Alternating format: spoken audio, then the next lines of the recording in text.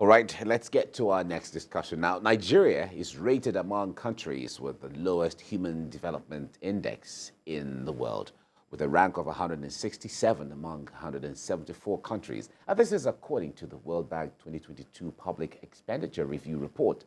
With this troubling analysis, the country continues to spend so much on governance. Now, over the years, the issues of large ministries, agencies, and parastatals, huge number of political appointees have been pointed out as a clog in the wheel of Nigeria's progress. Now, the bloated size of government also comes with the high cost of public sector expenditure and its negative impact on the growth and development of Nigeria, as Nigeria's current economic state hovers unsteadily. Many say that the president's first line of action is to cut down on the cost of governance.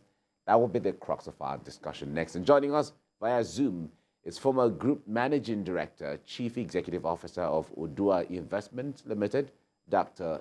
Adebayo Jimoh. It's nice to have you join us this morning, Dr. Jimoh. Thank you very much. Good morning, viewers. Great. It's nice being with you guys. All right.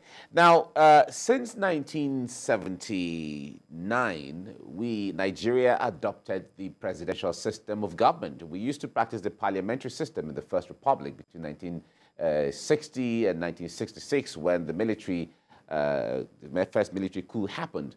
But since that time, since 1979 till now, we've been running the presidential system.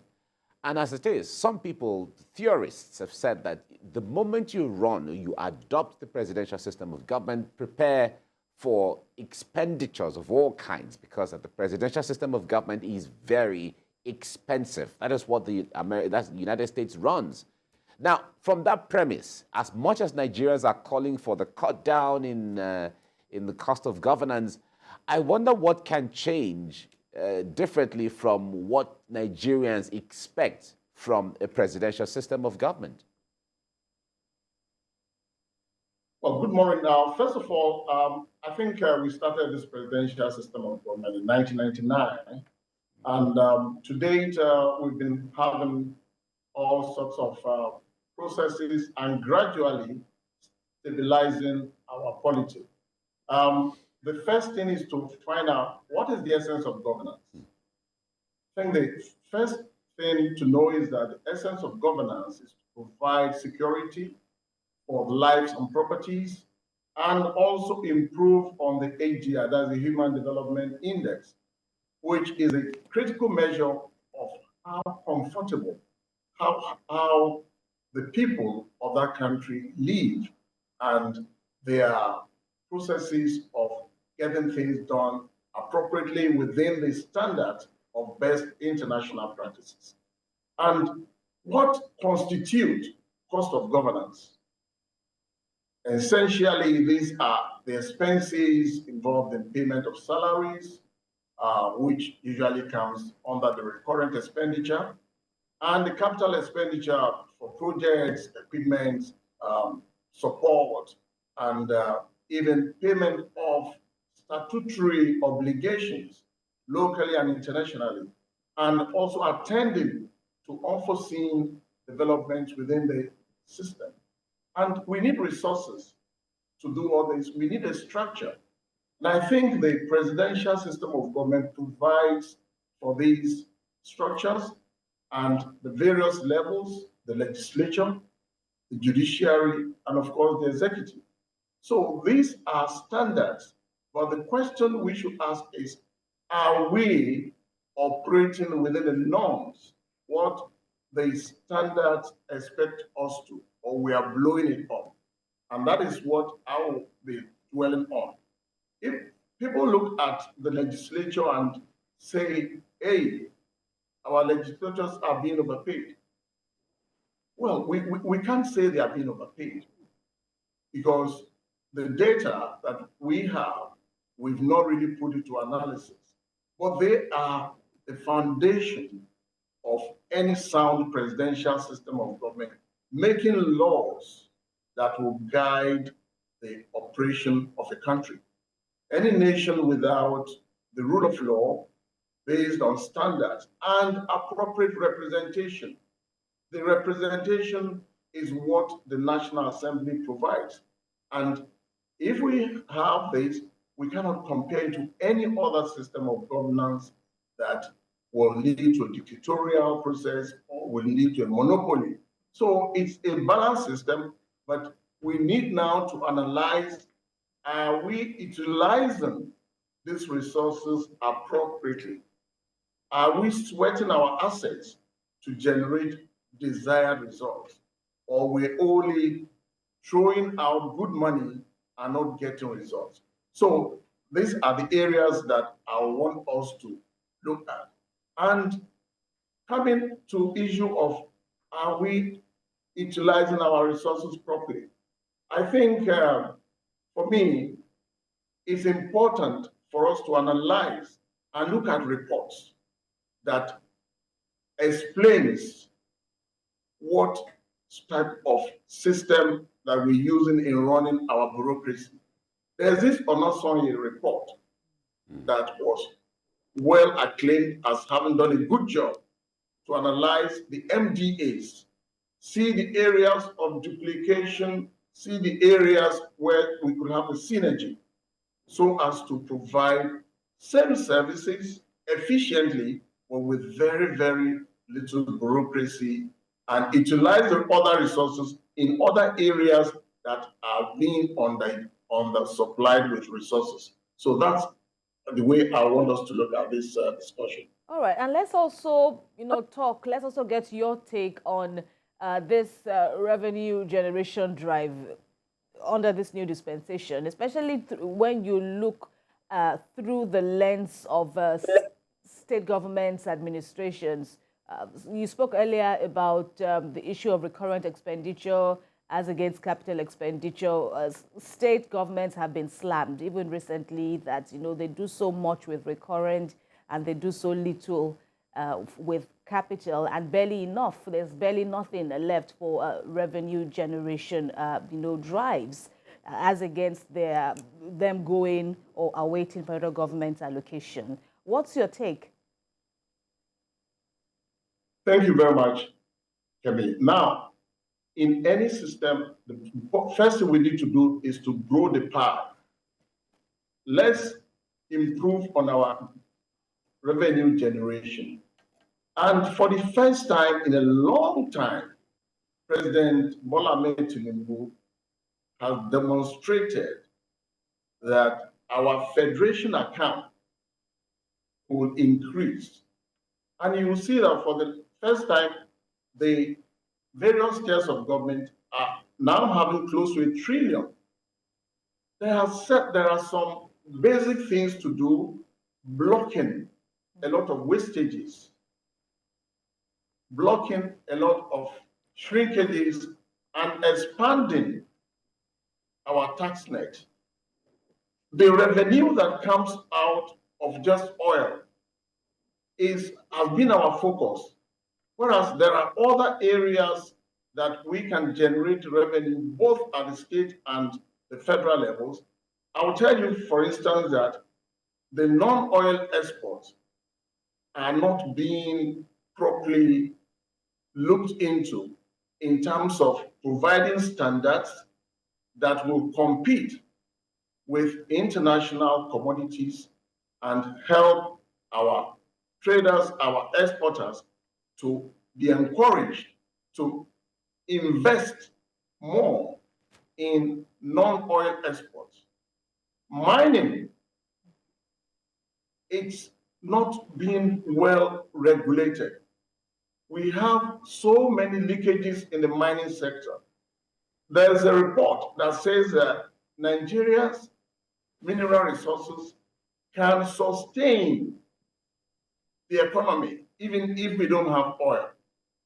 I cannot prove that report, but listening to how a lot of smuggling and a lot of illegal mining activities are taking place, there are areas that I think if the government, both at the federal and the state level, focus to grow the economy.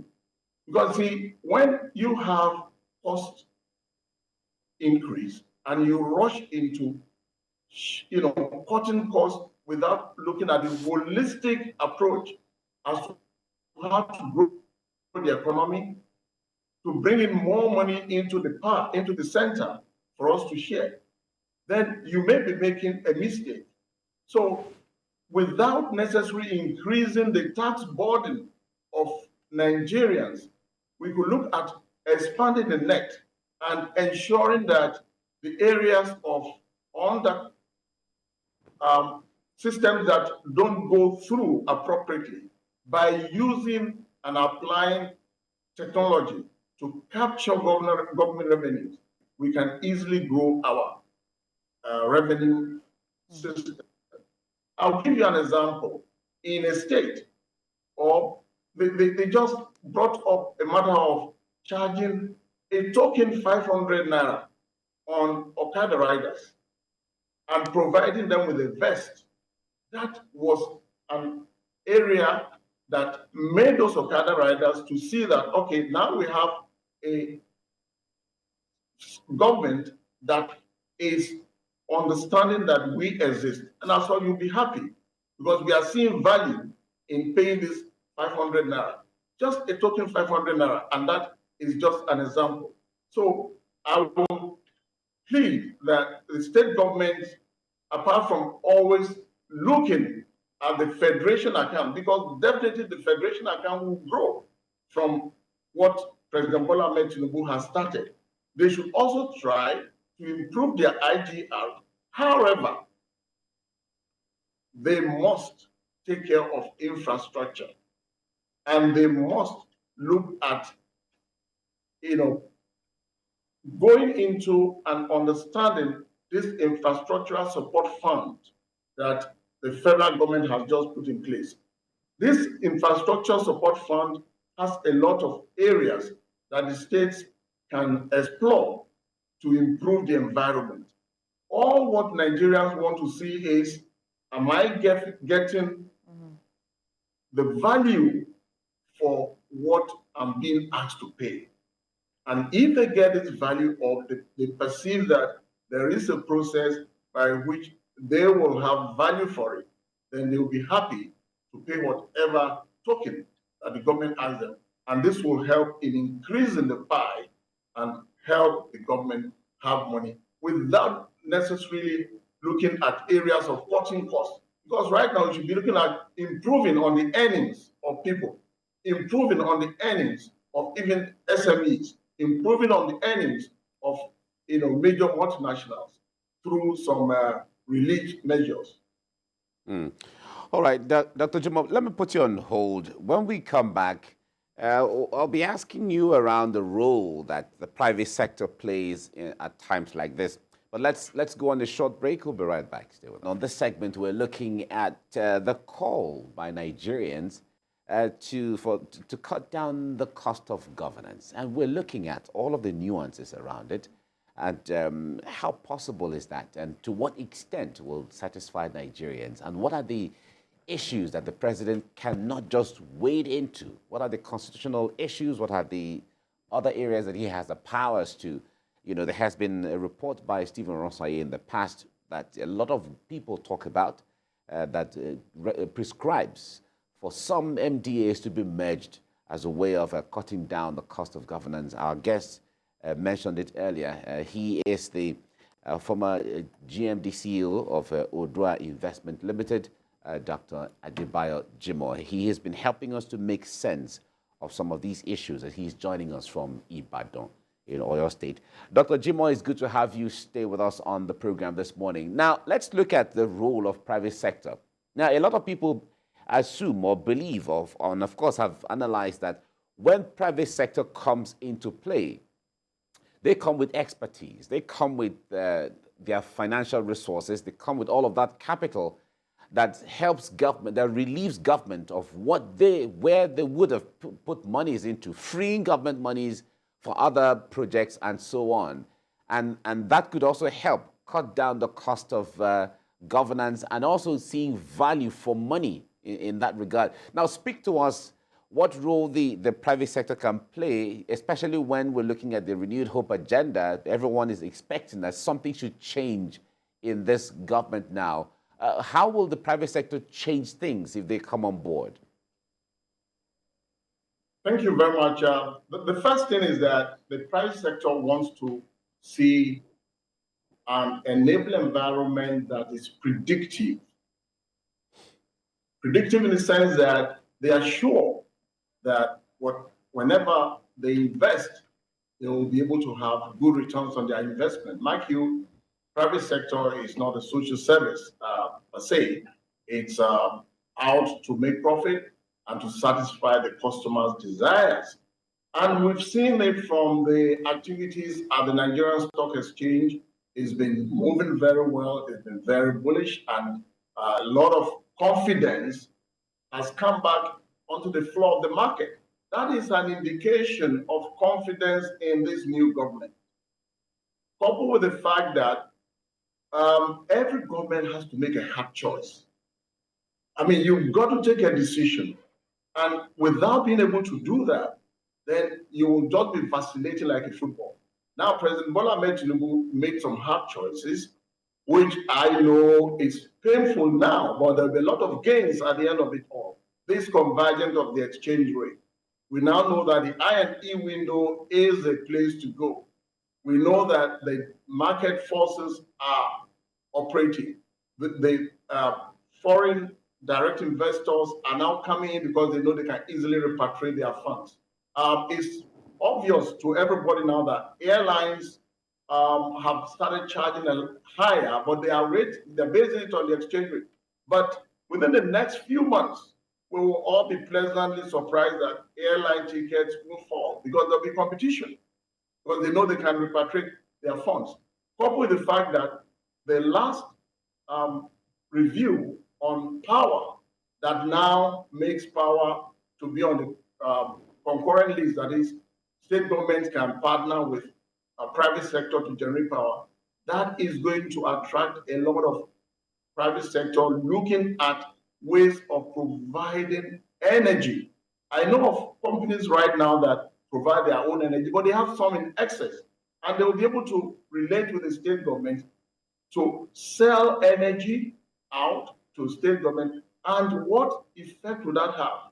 That will have an effect on sustaining SMEs, sustaining industries. Because if power solution is made properly in this country, our GDP will grow astronomically. Right now, we're looking at maybe a 3% or 2.5% GDP growth in the second and third quarter of the year. But with the private sector's confidence and belief in the fact that this president is out to run a country, he has policies and he wants to stand by those policies and ensure that those policies are policies that can assist the private sector to invest more, plan, and be able to satisfy their shareholders, stakeholders through payment of dividends. We will definitely see some substantial growth. And what will that lead to? It will lead to creating employment. Private sector pay better. Actually, in some countries, it's not the government that provides jobs. Jobs are provided by the private sector. And jobs these days don't necessarily have to, jobs that you have to go every day. You can even work from home. The ICT, the technology sector is really growing. And so also the energy sector. And all this will assist this government and make the Nigerians' per capita income to grow, because there will be more activities in that sector. The other benefit is that government will have more revenue from taxes. There are various taxes the private sector pay, even the education tax, which TED Fund uses to provide infrastructure for our higher institutions. Most of this infrastructure that are already deteriorating, TED Fund, by getting more, because it is based on the profit that these private sector institutions make, that they pay the percentage to education fund and also to the tax, the federal inland revenue. All right, So these Dr. are the Jimoh. benefits, and I think. Dr. Jimoh, apologies for the interruption, but time is running out, and I wanted to quickly ask for your take regarding this issue of fuel subsidy removal and how Nigerians are adjusting and what steps government at all levels are doing to mitigate against the hardship. Of course, with this talk about the social welfare register that state governments have now said they will devise based on their own peculiarities. I want to know your thoughts on this and how far you think this will go, because hunger is an issue, needs are mounting, and more Nigerians are looking up to the government, and various quarters to help them out of their poverty and their yearnings. What's your take? Well, first of all, I need to say that I sympathize a lot with many Nigerians, including my very self, for this fuel subsidy removal. But it's something that has to happen, because we cannot continue the way we've been going on. We will crash as a nation. And true federalism is now in place, where the state governments are taking ownership of going back to understudy what they need to do to provide succor for their people. But they have to be sincere, and they must understand that our people should not be taken for granted. I think a state, one of the states has started, and it brought out some of the things that the state will do, that's Ogun State, which is good, and I believe that it has to continue. But coming to talk about fuel subsidy, I want Nigerians to understand one thing. Even the oil-producing countries like Saudi Arabia, if you look at it at par, that is, their currency with our currency, the cost per liter is almost the same thing. And in some other advanced countries, apart from even paying for oil, petrol at a higher rate, they even charge tax, fuel tax. And Nigeria, right now, if we do not do this, we will continue to encourage smuggling and supporting the economy of the neighboring countries. However, I want to appeal to the government that there is always a way to hold on the brake. And when we see that the global oil market improves, that is, cost of crude oil comes down, it will reflect on the cost of production. But the ultimate is we must start our local production through bringing back these refineries. When the refineries are up and running, and individuals also are able to bring in refined petroleum to sell, prices will now be based on the real market forces, demand and supply. I want to believe, I don't know when it's going to start, but when the Dangote refinery also comes upstream and starts supplying, at least the certain cost elements will come out of the total cost that we are presently paying. So the government should provide these palliatives as quickly as possible. And the palliative should not just be in terms of token money, but in terms of infrastructure and in terms of subsidy. And the government should also look at their earnings. Whenever there is a boom, a big boom, I'm sure Mr. President will say, okay, for the next 3 months, maybe we're going to provide a certain, we may not call it subsidy, but a certain compensation to reduce the cost of the pump price. So it's tough, but there is no other way to it for now. And I want Nigerians to just be patient and support this administration. Okay. We have to leave you here now. Thank you so much, Dr. Adebayo Jimoh, former Group Managing Director, Chief Executive Officer of Odua Investment Limited. We really appreciate you for your insight into all of this that we have talked about today. Thank you. Thank you very much. All right.